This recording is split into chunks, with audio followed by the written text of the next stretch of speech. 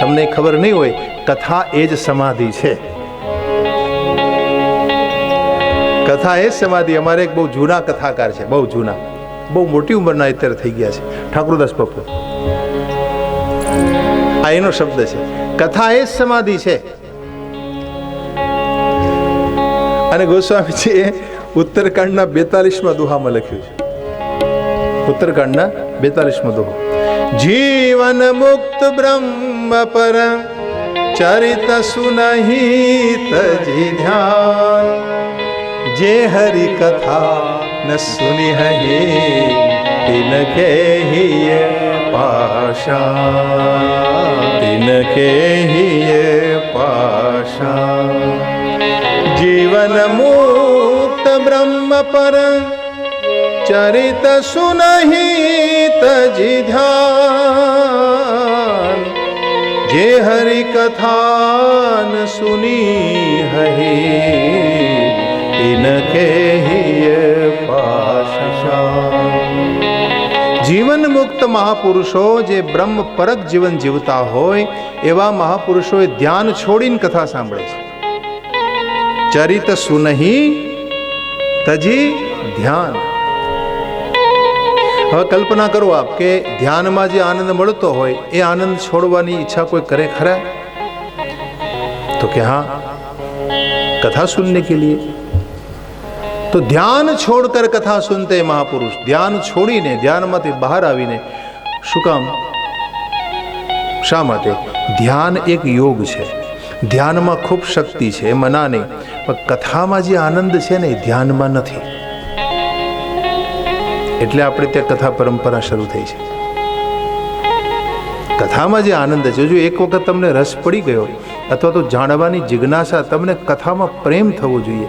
પ્રેમ હોય ને એટલે પછી કંઈ બાકી નહીં રહે, તમે સાવધાન રહેશો. પ્રેમ હોવું જોઈએ. અને કથામાં પ્રેમ, જેને કથા સાંભળ્યા વિના નિર્ભયતા આવતી નથી. ગમે એટલો યોગ કરો ને, તમે નિર્ભય નહીં બની શકો. યોગી નિર્ભય નથી. कथा सुनने वाला अभय हो जाता है, निर्भय हो जाता है. तभी जो भागवत की शुरुआत में सुखदेव जी बोलिया है कि हे परीक्षित, मैं तुझे अभयत्व की ओर ले जाना चाहता हूँ. कथा सुनने वाले को अमरत्व नहीं मिलता, अभयत्व मिलता है. वो अमर नहीं होता, अमर बनने से मिलेगा भी क्या, लेकिन वो अभय हो जाता है. अभय તમારે આ જગતમાં અભય બનવાનું. હિમાલયના યોગીઓનો આ એક જ સંદેશ છે કે વ્યક્તિ અભય બને. બસ ગમે એવી પરિસ્થિતિ એના જીવનમાં આવીને ઊભી રહે, લેकिन वो कभी भयभीत न हो. ये भान उसको हो जाता है, लेकिन वो कथा सुने तो. એટલા માટે આપણે ત્યાં વ્યાસે આટલી મહેનત કરી છે. આ રીતે નિર્ગુણા પરાશક્તિનો મહિમા ગાન કર્યો છે દેવી ભાગવત આદિ શ્રેષ્ઠ ગ્રંથોમાં. ભગવાન વ્યાસને વિશે જ્યારે આ બધી વાતો સાંભળી એટલે ઋષિવરોએ પ્રશ્ન કર્યો. બાપજી, પ્રશ્ન है मन में कि व्यास भगवान वन में गए, वन में रहे, वन में रहकर बहुत बहुत चिंतन किया. आवा भगवान व्यासे भगवती जगदंबानी उपासना કેમ કરી, શા માટે કરી, કોની પ્રેરણાથી કરી, એ જરા મારે કથા સાંભળવી છે. કારણ કે કોઈ પણ ઉપાસના પદ્ધતિ તરફ જવાનો કોઈ પણ પ્રેરક બળ હોય છે. તો વ્યાસ ભગવાને કોઈ પ્રેરક તો બન્યા હશે ને. કોણે પ્રેરણા કરી એમને કે જેણે એ પ્રેરણાને વશ બની ભગવતી તરફ પ્રયાણ કર્યું, ભગવતીની કૃપા પ્રાપ્ત કરી, એના મહાપ્રભાવને જાણ્યો. तो ये सब कथा मुझे सुना दीजिए महाराज. आओ प्रश्न थयो. संदेहोस्ति महास्तत्र कथयाद्य महामते. हे महामते, मारा मन आज संदेह है महाराज, ये आप नष्ट करो. ए वक्ते सुत जी ने कहा कि सुनिए, बड़ी सुंदर कथा मैं आपको सुनाऊं. बड़े सुंदर प्रश्न आपने किया है और इसलिए मेरी बात ध्यान से सुनो. सरस्वती ने किनारे भगवान व्यासनो आश्रम है. पूरा सरस्वती तीरे व्यास सत्यवती सुतम आश्रमे कलविंको तु दृष्ट्वा विस्मयमागत. जात मात्रं शिशुं नीडे मुक्तमंडम मनोहरम ताम्रास्यं शुभ सर्वांगम पिच्छांकुर विवर्जितम. सरस्वती नदी ने किनारे भगवान व्यास निवास करे છે. ક્યાં ઠેકાણે? બદ્રીનાથ. તમે બદ્રીનાથ દર્શન કરવા માટે જાઓ ને, પછી માના ગામ આવે ત્યાંથી ઉપર, માના, ત્યાંથી પછી ચીનની સરહદ લાગી જાય. ત્યાંથી તમે ઉપર ચડો એટલે આપણી આર્મી ત્યાં મોટે ભાગે રહેતી હોય છે, અને ત્યાંથી 40-50 કિલોમીટર ચીનની સરહદ લાગે એ હિમાલય ક્ષેત્રમાં. તો એ માના ગાંવ જે આજે કહેવાય છે, થોડો પહાડી પ્રદેશ છે, થોડા પગથિયા ચડીને તમે બદ્રીનાથની યાત્રા જેણે કરી હોય એને બધાએ દર્શન કર્યા હશે. અને ત્યાં ભગવાન વ્યાસની ગુફા છે. એ વ્યાસ ગુફામાં વ્યાસ હંમેશા નિવાસ કરે. નાનકડી એવી ગુફા છે. આજે તમે જાઓ દર્શન કરવા તો નાની એવી ગુફા તમને દેખાય, પણ નીચે ઉતરો એટલે સરસ્વતી આવે. થોડા પગથિયા નીચે ઉતરો એટલે સરસ્વતી ત્યાં પ્રગટ થઈ છે, અને એકદમ જોરદાર પ્રવાહ સાથે ત્યાં સરસ્વતી પ્રગટ થઈ છે. થોડા સમય સુધી પ્રગટ રહી અને ત્યાર પછી આગળ જતાં લુપ્ત થઈ જાય છે, જમીનમાં સમાય છે. કહેવાનો ભાવ કે સરસ્વતીના કિનારે ભગવાન વ્યાસનો નિવાસ છે. તમે સરસ્વતીના પ્રાગટ્ય સ્થાન ઉપર જાઓ ને તો ત્યાં એક પુલ છે, પુલ, એનું નામ છે ભીમ પુલ. સરસ્વતીના નદીને ટપવા માટે એને સામે કાંઠે તમારે જવું હોય તો એમ કહેવાય છે કે ભીમસેને એક પથ્થર ઉપાડીને ત્યાં મૂકેલો છે. એ પુલ જેવું છે. અત્યારે તમને મોટો પુલ કેમ બનાવ્યો હોય, પણ ચોખ્ખો પાણો દેખાય તમને, પથ્થર જ મૂકેલો છે એવું તમને લાગે, એને ભીમ પુલ કહેવાય છે. એ ભીમ પુલ ઉપરથી ચાલીને તમે સામે કાંઠે જાઓ એટલે તમને સરસ્વતી જે પ્રગટ થયા છે એકદમ જોરદાર અવાજ કરી રહ્યા છે, ત્યાં તમને ડર લાગે. તો એવી રીતે ત્યાં એ પ્રગટ્યા છે. તો ત્યાં ભગવાન વ્યાસ નિવાસ કરે છે.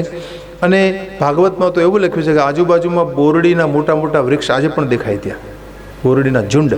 અને એ બોરડીના બોરનો આહાર કરી ભગવાન વ્યાસે ખૂબ તપસ્યા કરી હતી.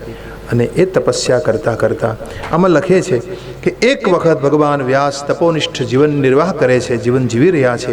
એ વખતે એણે એક દ્રશ્ય જોયું. એના આશ્રમમાં કલવિંગ પક્ષી આવ્યું. કલવિંગ પક્ષી, આમાં કલવિંગ એવું નામ આપ્યું છે. કલવિંગ કો તું દ્રષ્ટવા વિશ્વમાગત, એ ત્યાં હિમાલય પ્રદેશનું કોઈ પક્ષી હશે એ ત્યાં આવ્યું, અને એ પોતાના નાના નાના બચ્ચાઓને સાથે લાવ્યું હતું. વ્યાસ ભગવાને આ દ્રશ્ય જોયું કે આ પક્ષી પોતાના ચાંચમાં રહેલા દાણાઓ પોતાના બચ્ચાને ખવડાવી રહ્યું છે અને હેત પ્રગટ કરી રહ્યું છે. જાત માત્રમ શિશુમ નીડે મુક્ત મંડમ મનોહરમ. હવે આવું જે પક્ષી હોય એ પોતાના બચ્ચાઓને દાણા ખવડાવી રહ્યું હોય, અથવા તો એની ચાંચમાં પોતાની ચાંચ મૂકી અને એનું પોષણ કરતું હોય, તો આવું દ્રશ્ય એ દર્શનીય હોય છે, જોવા જેવું હોય છે. તમે એને જોયા જ કરો, તમને જોવું ગમે, આવું દ્રશ્ય હોય છે. અને ભગવાન વ્યાસે આ દ્રશ્ય નિહાળ્યું અને એના હૃદયમાં ભાવ જાગ્યો. આ હા હા હા, જો તો ખરા કેટલો વાત્સલ્ય, કેટલો પ્રેમ. આ પક્ષી પણ કેટલો પ્રેમ આપે છે પોતાના બચ્ચાઓને. લેકિન મેં બસ સંસાર में केवल अकेला हूँ, मेरे पास कुछ नहीं है, मेरे पास कुछ नहीं है, मेरा कोई है नहीं संसार में. ભગવાન વ્યાસે આ દ્રશ્ય જોયું ને, વ્યાસના હૃદયમાં પુત્ર પ્રાપ્તિની કામના જાગી. કે જેમાં પક્ષીઓના આંગણામાં કેમ નાના નાના બચ્ચાઓ રમે છે, એમ મારા આંગણામાં પણ કોઈ નાનું બાળક રમતું હોય. તો આવી કામના જાગી ભગવાન વ્યાસના હૃદયમાં. અરે આ સંસારમાં આમ ગણો ને તો પુત્ર તો બહુ જરૂરી છે, પુત્ર હોવો જોઈએ. અને મેં સાંભળ્યું છે, શાસ્ત્રો પણ એમ કહે છે કે અપુત્રની તો ગતિ નથી, પુત્રવાન હોય એને જ ગતિ પ્રાપ્ત થતી હોય છે. પુત્ર પરમ ધર્મિષ્ઠ પુણ્યાર્થ કલ વિક્રયો અર્જયિત્વા યથા દ્રવ્યમ પિતરો તર્પયિષ્યતિ. તમે આ સંસારમાં દ્રવ્યનું અર્જન શું કામ કરો છો? શા માટે તમે સંપદા પ્રાપ્ત કરો, આટલી મહેનત શું કામ કરો છો ભાઈ? તો જવાબ આપશે, ભાઈ અમારા છોકરાઓ માટે, છોકરાઓ માટે. છોકરા છે આ માટે તમે આટલી મહેનત કરો. પણ હેતુ શું છે કે તમારી ગેરહાજરીમાં એ તમારી પાછળ આવા કામ કરે,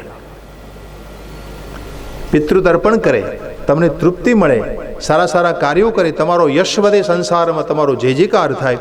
અને એટલા માટે આ ગ્રસ્ત ધર્મ શરૂ હોય તમારો, જો એ તમારા સંસારમાં પુત્ર પ્રાપ્તિ એ અનિવાર્ય છે. ભગવાન વ્યાસામાં લખે છે કે આ જગતને હું છોડીને જઈશ, પછી મારી પાછળ શ્રાદ્ધ કોણ કરશે?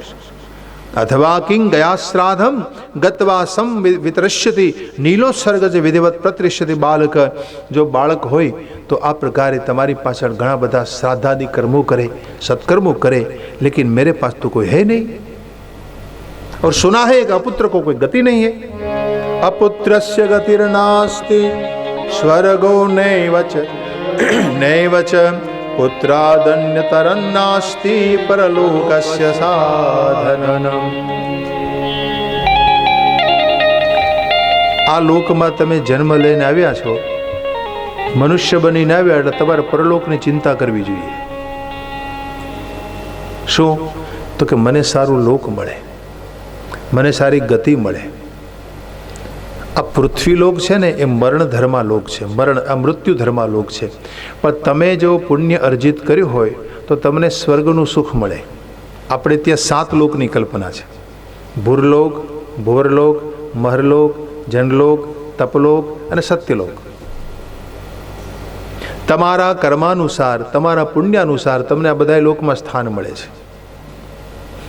પિતૃનો લોક કયો છે? જનલોક, એને જનલોક કહેવાય છે. ભૂરલોક કયો? તો કે આ જે લોકમાં આપણે નિવાસ કરીએ છીએ એને ભૂરલોક કયો છે. પછી ભુવરલોક, ભુવરલોક, પછી એના ઉપર સ્વર્ગલોક, પછી જનલોક આવે. પિતૃનો લોક છે ને એ સ્વર્ગલોકની ઉપર છે. તો ભૂરલોક, ભોરલોક, સ્વરલોક, મહરલોક, જનલોક, તપલોક અને સત્યલોક. તપલોક અને સત્યલોકમાં બ્રહ્માજીનો નિવાસ. કહેવાનો ભાવ કે આ બધા લોકોનું સુખ તમને પ્રાપ્ત થવું જોઈએ.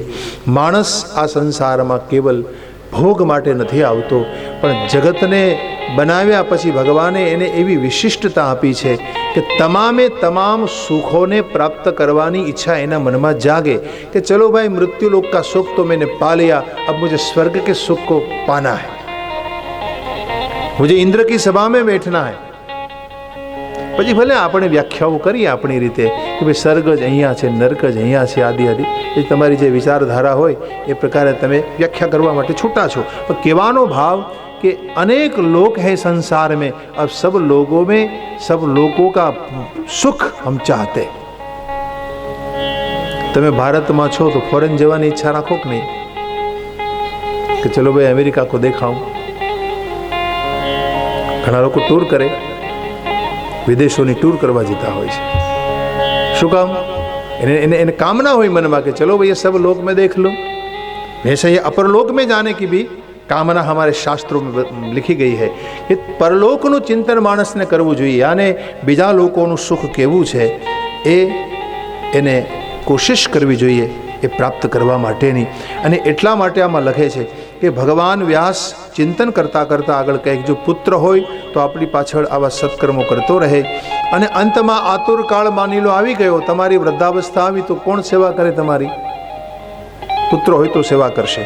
આતુરો મૃત્યુકાલેપી ભૂમિશય્યાગતો નરઃ કરોતિ મનસા ચિંતામ દુઃખિતઃ પુત્રવર્જિતઃ. પુત્ર વગરનો હોય તો ચિંતા કરશે કે ભાઈ मेरा क्या होगा, मेरे पीछे कोई करने वाला तो है नहीं, आदि आदि वो चिंता करने लगेगा. लेकिन पुत्र हो तो वो निश्चिंत होकर संसार को छोड़ेगा. तो दुर्गति मिलेगी क्या? मुझे पुत्र पाना चाहिए. વ્યાસના મનમાં મોહ થયો પુત્ર પ્રાપ્તિનો.